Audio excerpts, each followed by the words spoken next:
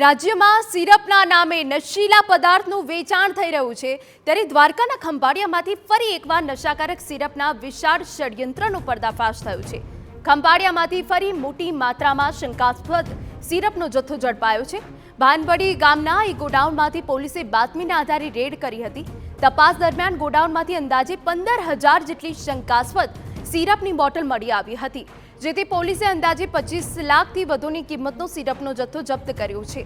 હાલ તો પોલીસે સિરપ જપ્ત કરી આગળની તપાસ શરૂ કરી છે।